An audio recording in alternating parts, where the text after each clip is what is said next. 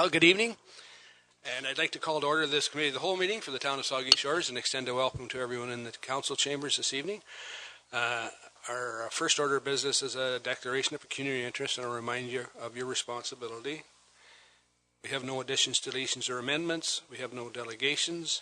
So the next item on the agenda then is a Community Services, Parks and Recreation staff report. It has to do with the Chamber of Commerce leases, and I believe our Director of Community Services, Jane, is going to present.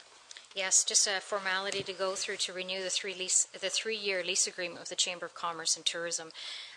They use facilities in the Chamber building on the Port Elgin Main Street, as well as some space at the Southampton Town Hall. They're both used for visitor information centers, and the report acknowledges that it's in the 2018 lease fee for the facilities for both this year. Thank you. Then the recommendation is that Council pass a bylaw to enter into a 3-year lease agreement with the Saugeen Shores Chamber of Commerce for the lease of the Chamber building in Port Elgin, an office space located in the Southampton Town Hall. Councillor Dave Mayette. Thank you, Mr. Mayor. Just further to a conversation that I had with the members of the Chamber, in particular with Joanne earlier today, and with Jane just before the meeting. What is the lease agreement as it's written up is silent on the payment of property taxes, and it's my understanding that the Chamber and the associated agencies that use that building are in fact paying property taxes. So I would like to see the lease amended to at least explain the ratio or how the property taxes are paid. The lease agreement does talk about utilities, the fact that they're paid, and the fact that telephone is not paid by the landlord, but it's silent on property taxes. And I was assured today that in fact the Chamber does pay property taxes in the 4 installments, just like the rest of the tax rolls that go out. So we talked about this earlier, and so I'm confident that we can get the lease agreement updated to reflect what the arrangement is. Certainly. Any further comments? All in favor? That's carried. The next item on the agenda again is the Community Services, Parks and Recreation staff report, and it has to do with the Southampton BIA lease agreement. And again, Jane's going to present. Another 3-year lease agreement. It's with the Southampton BIA, and it's for allocation of space in the Southampton Town Hall as well. The BIA is responsible for all furnishings as well as all services required for their operations. Historically, we've charged them $1 per year. However, they are responsible for utilities at their expense, and that's adjusted annually based on the economic adjustment increase. Thank you, Jane. Then the recommendation is the Council pass a bylaw to enter into a 3-year lease agreement with the Southampton BIA for the use of the office space in the Southampton Town Hall. Any comments? Vice Deputy Mayor Huber. Thank you, Mr. Mayor. I appreciate the comment about somehow or other utilities are fitting into this. I believe that the amount that's in here is $75, and I just am curious to know how did that amount get picked? Has somebody who pays a utility bill every month, $75 is not a very high number for the amount of space that they have, and also the type of building that it is. So I'm just curious, where did you get the $75 annual utility cost from? $75, if my recollection is that it's based on somewhat of what the facility uses for utilities. However, it's also a very small space within the facilities itself. They're in there very seldom, used for meetings and in some cases for their staff person. So based on the usage and based on the size, it was a recommended suggestion, and based on what we pay for utilities as well. Go ahead. Well, then as a follow-up, we at the Town Hall Ad Hoc Committee, we asked for information about the cost of utilities for that building, and we didn't receive it. So could I ask that an indication be given to Council of what the utility cost is for that building on an annual basis? We can certainly get you a report Thanks. for that. Any further questions? All in favor? That's carried. So the next item is a communication or petition for the Committee of the Whole action, and it's a request to support a Saugeen Valley Conservation Authority funding letter. Maybe you want to speak to it? Thank you, Mr. Mayor. Yeah, this piece of correspondence really was, or this resolution, I should say, was passed at the Conservation Authority, really in response to the recent passage of the new Conservation Authorities Act.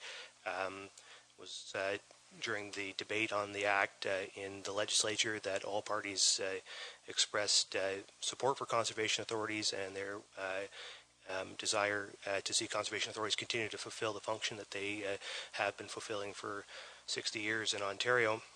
And so as a result of that, working with the chairman of Conservation Ontario, we felt it was a good time to renew a long-standing request that the province demonstrate its support by increasing at any level whatsoever the amount of funding that we have been receiving. As I've said, I think before, funding for conservation authorities has been frozen at 1995 levels since 1995. Not changed. So any increase at all would certainly demonstrate a greater partnership from the province of Ontario, and certainly we are fulfilling an Ontario mandate at the Conservation Authority through our Planning Act comments. So I would move that we support the resolution. Thank you, Mr. Mayor. I have a mover. I get a seconder. Councillor Rich, any further discussion on this? All in favor? Okay, we'll support it then. Oh, on the next item, there is, I guess, 6 pieces of correspondence for information. Deputy Mayor.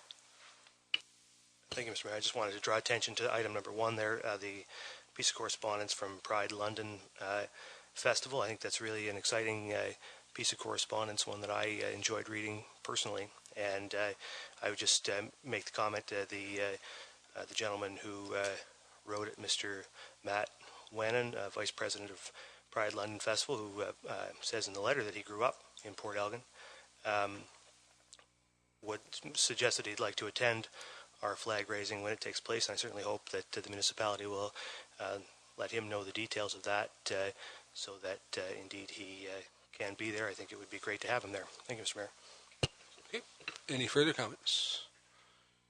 Nothing. Then the next item on our agenda is the report of department heads, and we have 3 items tonight. The first one is an information on the 2018 road construction public consultation period. And if you want to speak to it, Amanda, or if there's anybody's got any questions specific to it, Councillor Grace. First, do you want to speak to it first?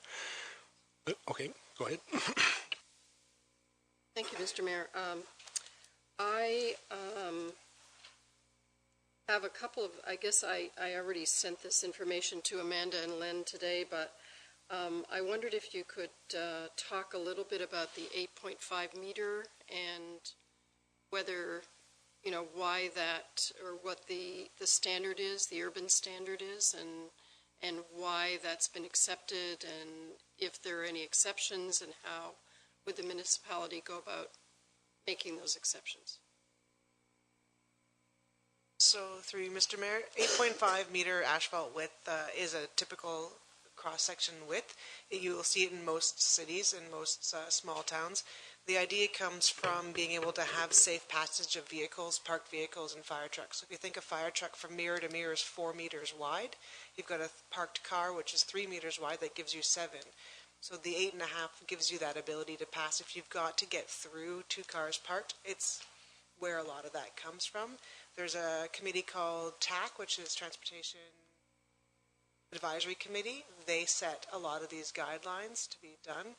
We work with consulting engineers to come up with these standards. So our development manual, we look through those old things. We go out to the community and find out what is being practiced right now. We will ask that question when we do the transportation master plan. That's one of the recommendations that's coming back through that, is if our collector roads, our local roads, our arterial roads all will have the same cross-section, or if there is the ability to have something different that way. But knowing that the asphalt width isn't isolated, it will impact on-street parking, it will impact fire routes, it will impact bike lanes, all those things by that asphalt width. So I guess one of my concerns is that I saw on the list Emerald Street, Grosvenor Street.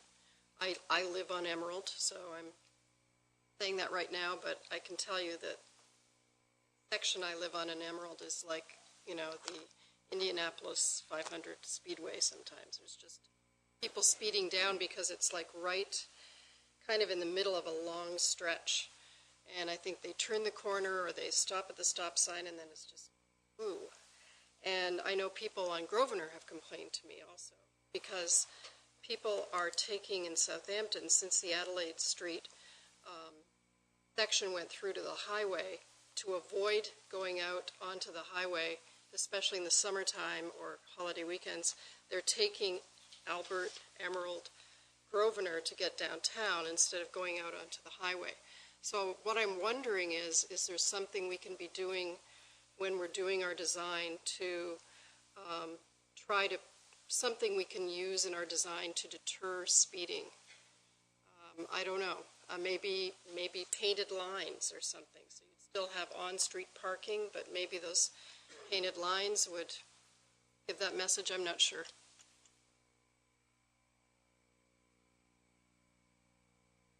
So part of the Transportation Master Plan will also look at community safety zones, and like in the City of London where you have that ability to apply for a community safety zone. So decreased speed limits, those sort of things would be looked at that way.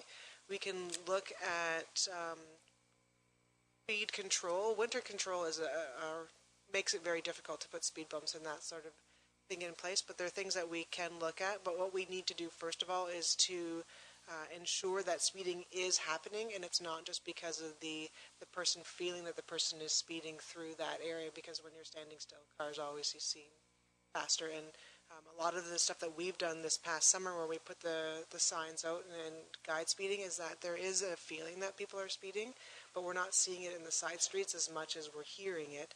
So we continue to move those speed detection signs around, try to gather this information, and we'll continue that program. We have all that information to give to the Transportation Master Plan consultant as well, so that they can look at those areas and determine if we have appropriate speed limits in place.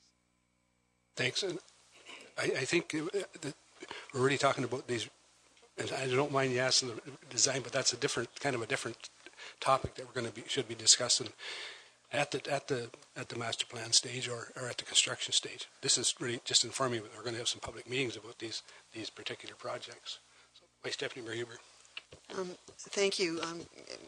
Could you just, I had another comment, but I just wanted confirmation. The Emerald Avenue that's mentioned here, it's really just the little link off of Grosvenor up through some sort of easement. It's related to the water line, right? So it's really just the little section that comes down from the highway. It's basically about half a block.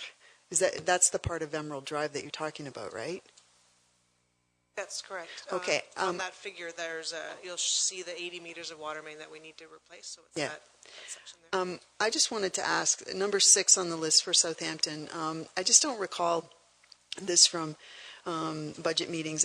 We've talked about improving the bridge situation with regard to bikes. I'm assuming this is maybe related to that, but correct me on the chunk of the street. So this is the highway. Basically, it's about a half-block section in front of 3 properties. There's 2 houses and a vacant lot there. This is across from the apartment building, just before the bridge. That's Clarendon to Saugeen Street, although Clarendon and Saugeen Street sometimes are like Clarendon comes down and turns into Saugeen Street on the other side of the highway. So I'm just curious what this is. Number 6. Can you just be a little more specific right now about that? Excuse me, through you, Mr. Mayor. That is the connection of the bike lane that's on the bridge back into the town street in that area. So it is from Saugeen Street across from the apartment buildings, and then taper in. There's the need to remove some curb, make the bike lane fit in that area. I'll get you, Neil. Thank you, Mr. Mayor. So, rules of engagement. The last open house that I went to in Southampton with the very concerned and passionate large numbers of Southamptonites that spoke to cottage country being sort of, it's special. It was special, and it needed special consideration. And now I'm hearing things like well, we can't always do special consideration because we need fire truck width of our streets, so you can't have a cottage special only because we can't get a fire truck down there. So I understand that and I appreciate that, but I'm looking for rules of engagement. So from that open house, the public's behavior was not the best. And their attitudes towards staff was worse. So here we are recommending that we're going to have 2 more, and we're going to, probably a wise thing, lump eight road reconstruction projects into one meeting. I mean, if you're going to take it, you may as well take it once, I guess, but over rather than 8 times. But what I'd like to know is, it says here that Public Works and Engineering are committed to providing an open house to engage with the public, hear their ideas, and include that input into the construction for their roads. So I am at a loss, and I'll take the blame for that, as to how we left that last open house, what decisions were... Well, we're not talking about that last open house, Neil, so can we stick to this topic here? Okay, thank you. So how are we going to use this open house to listen to their concerns and include it into the construction for their roads, or not? So I'm reasonably sure just because the public says they want something, they're not necessarily going to get it. So it's a listen, and this open house, how are we running this? Is it a staff only meeting and council can sit in the audience? Is it a staff run with council? How are we going to maintain decorum at this meeting?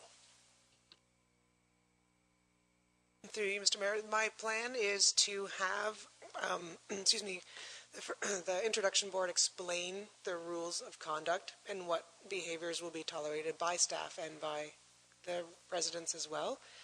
We'll have information boards around the room for each of the different projects, and what they'll show is sort of the existing condition and the proposed cross-section, the concept that we are trying to move forward on. They will have the ability to write on a sheet or take email and send in their opinions on the concept that we are doing.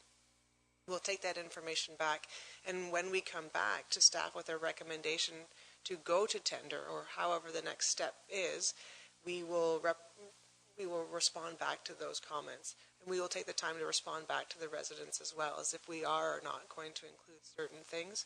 When it comes to that evening, it will be structured with presentation boards, and then there will be a presentation that goes through each project. So we'd come up and say, so from Grosvenor Street, from Island Street to Chantry View, this block is going to be under a path. We're reconstructing a 375 millimeter diameter water main, and the trail is going to go from this to this. And as we step through each project, we'll do that. And at the end, we'll take time for questions from them, but the staff will be up at the front on the stage sort of thing. They taking those questions at the end of the presentation. Councillor Mayette?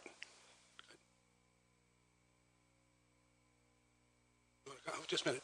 Just the CAO would like to comment. Yep, through you, Mr. Mayor, I just wanted to build on Amanda's answer, and that is a subtle but significant shift. Is many of these projects are listed as 2018 design and 2019 construction, and that is a conscious choice to allow for more public input.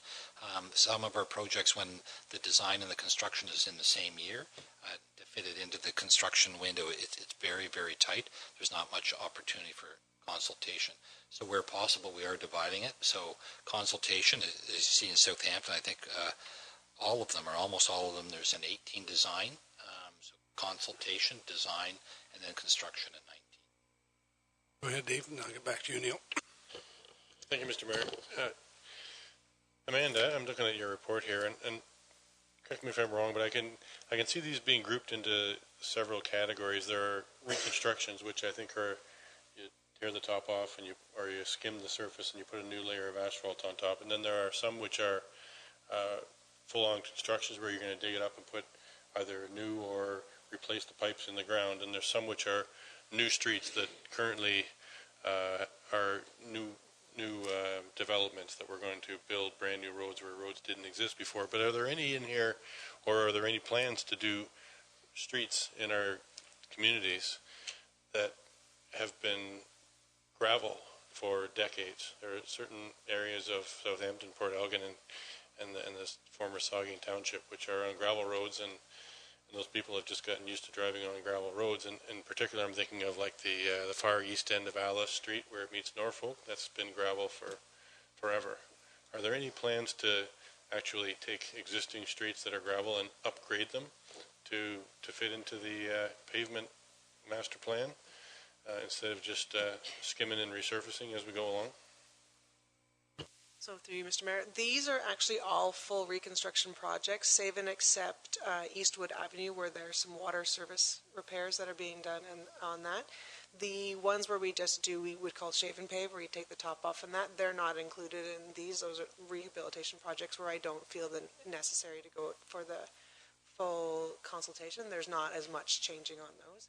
When it comes to gravel roads, though, at this time, we don't have any plan on doing that. Part of the Transportation Master Plan, we'll look at that because you need a certain amount of AADT, or average annual daily traffic, to be able to justify going from gravel to asphalt, or you need a high amount of cost for maintenance annually on that, and we aren't seeing that on very many of them at this time. So only when the use defined the need for it to asphalt would we look at changing. I think the answer to that too would be when we have those budget discussions each year. If you think there's one or two roads that should be added to the rebuild, then that's the time to have that discussion. I think I can go back to Neil and then you. Thank you. I merely wanted to thank you for allowing me to the question and the way I questioned, and I want to thank Amanda for the detail and that she provided. Thank you. Vice Deputy Mayor Huber. Just a quick question for confirmation. Your idea is that the open houses, there's two, and that Southampton information is focused on the Southampton one and Port Elgin, so it wouldn't be that information, somebody from Southampton who wasn't available on whatever date in May it was, coming to the Port Elgin one, it's really not intended to be much discussion about Southampton there. Is that correct?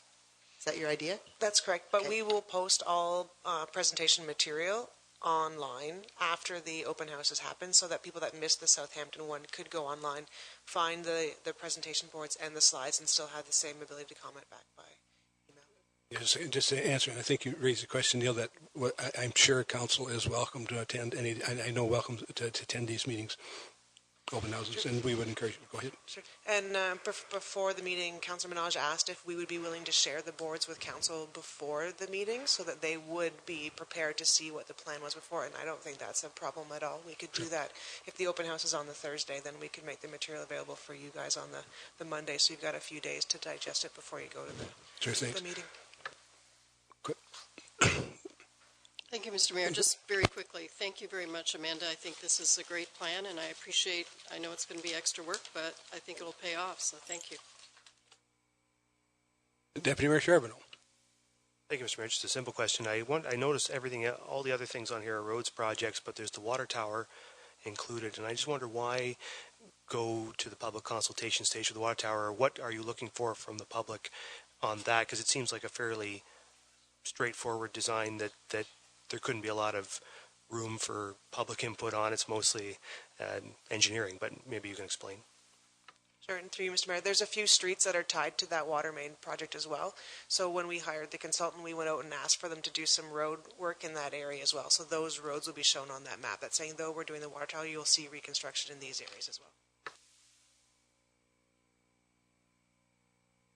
Another one there is to do with the Saugeen Shores turbine operation policy funding. It's there. I don't know if you want to speak to it. Nobody have any questions to it? Councillor Mike Myatt.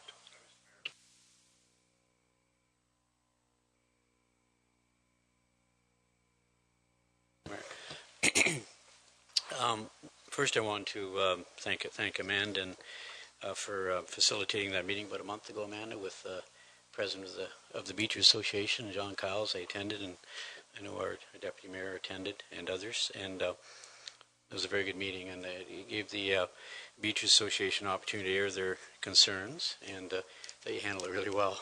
And I just I've received a fair number of emails and calls pertaining to the amount of water that ultimately, once land development commences up top with further subdivisions and that storm sewer, the storm line goes in, there's going to be a fair amount of water obviously end up at that outlet at the bottom of County Road 25 in front of some of those, I believe in front of one cottage maybe, but along that beachfront, there's going to be, with that outlet, a whole lot more water end up down there. And I guess the concerned residents have, Amanda, and of the comments and a couple questions, but are we creating another 35 Saugan Beach Road? Is there an opportunity, and I do see this as an opportunity, whereas there is a drainage issue, and you've seen it in summertime, but at the north end of Gobles Grove Beach, there's a continuous, problem there with water finding its way naturally across the asphalt in the parking lot and creating this little swale down through the beach area, and it doesn't look attractive. And Public Works are continuously trying to, find the route for the, excavate and not excavate but grade rather, the channel down to the water. So it's not real attractive looking. With the amount of additional water that ultimately is going to end up with the County Road Reconstruction Project, I guess one of my questions, Amanda, is will the infiltration of the collected water be encouraged? And if it is, could you explain how that's going to be encouraged? And can the two areas, North Gobles Grove Beach and South Gobles Grove Beach, I'm talking about right beside the washroom, just north of the washroom. Jane, you're familiar with the area, that ditch area. Public Works continuously are working on that area, and is there any opportunity there to fix that problem at the same time? So I guess the questions I have are about the infiltration of the collected water. Is that going to happen, and how? I don't quite understand all that from an engineering standpoint. And can those other two areas be addressed? So is there an opportunity, I suppose, question? Make it better. Through you, Mr. Mayor. So first of all, I just want to address the idea of the increased water. So throughout the master plan process, they've discussed that the water has to be controlled.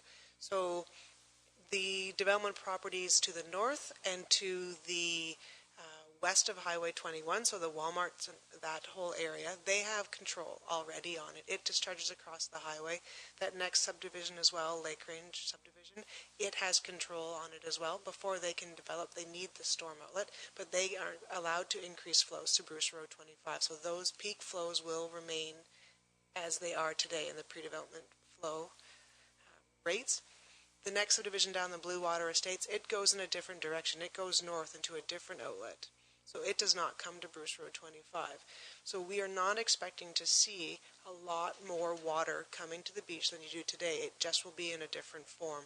So right now there's ditches that convey the large storm events to the beach, and what we will see is that being put into storm sewers because we're going to have curbs and asphalt road through there. So in order to alleviate what's going to be seen at the beach and what happens at the beach today, we want to mimic what a ditch does, but we want to be able to do that in a pipe. So in order for a pipe to act like a ditch, we need to put holes in it, which is called a perforated pipe. And we put that perforated pipe in a bed of rocks. And that gives the water a place to go and time to settle out while the sand can absorb it. So outside the side of a ditch, water flows in and it slowly goes down, the grass slows it down, and it slowly outside the edges of the ditch. It will act the same way, but it'll be underground and in a pipe. So a 2-year design storm is about 38 millimeters, and when that size of a rain event happens, you won't see water coming down to the beach. It will all be able to infiltrate down. When it gets to a 5-year storm event, which we have seen this past year, you will start to see water coming out of the pipe at the end of the beach. A large storm event like a 100-year or one of the larger 250 regional storm events, you'll see water flowing down the road to the beach. And that would happen today as well. It would fill the ditches completely and it would run down the center line of the road. So you'll see that mimicking, and the design is trying to mimic the exact conditions that are happening today, but allow for the curb and the drainage of the road to be controlled in a better fashion. When it gets to the beach, we're looking at engineered solutions for that outlet, and we want to include it to be an opportunity for education for the public. So we want to be able to mimic what a dune looks like, or we want to be able to have an information board out that explains stormwater. We want to be able to do something with that piece to do that at that end, and we're working with Huron Coastal to do that. We're pre-consulting with the Ministry of the Environment, working with SVCA as well as experts in the field to do that piece of it. So I know the Port Algonquin Beach, thanks for the explanation, and the Port Algonquin Beach Association have some specific ideas. I know you're talking to them, so from an environmental standpoint, education standpoint, doing grasses, I think there's some good opportunity there to make things better. So, but with the other follow-up, two things. So the drainage where the swale is now, and just north of the washroom, Amanda, was one of the questions I had. Is that an opportunity to correct those two areas? And my other question is, so the Walmart stormwater, that stormwater retention pond that's there now, or stormwater retention area, it remains, correct? That's not disappearing. That's not going anywhere. So that stormwater retention pond will remain, correct? And those two areas, can they be addressed?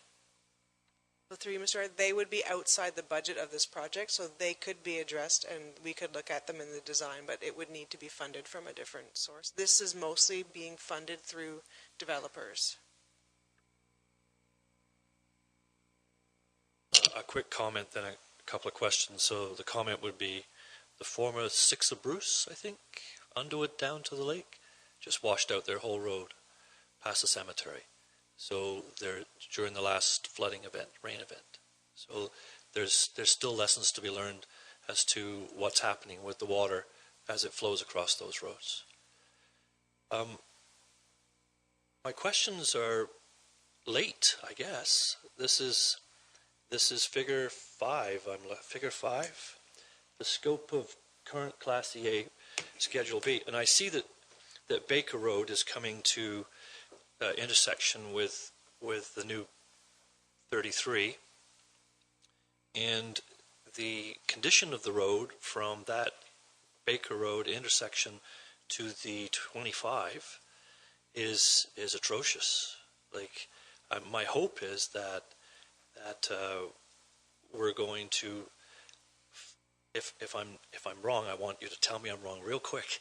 Otherwise, I would like us to certainly look at that piece of road and highlight it as we shouldn't leave that behind while we're making all these changes.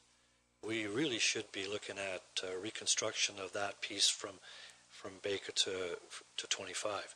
And then the second question is, I've lost it as far as what happens below the hill on 25. Are we continuing all the way to the beach, or are we stopping at the top of the hill? Can you update me, please? I'm not sure what you mean by the top of the hill. So we are doing reconstruction all the way from Goddard Street to the beach on Bruce Road 25. But where 25 turns the corner through the parking lot, that's outside the scope of this. The county is divesting that piece of road to the town, and same with 33 from where the new Route 33 comes in to 25. And in that discussion, Len made it very clear to the county that we did not want to take it back in its current condition, and so there is a budget item in there for them to shave and pave or take the top off and resurface before they give it back to us. Deputy Mayor Charbonneau.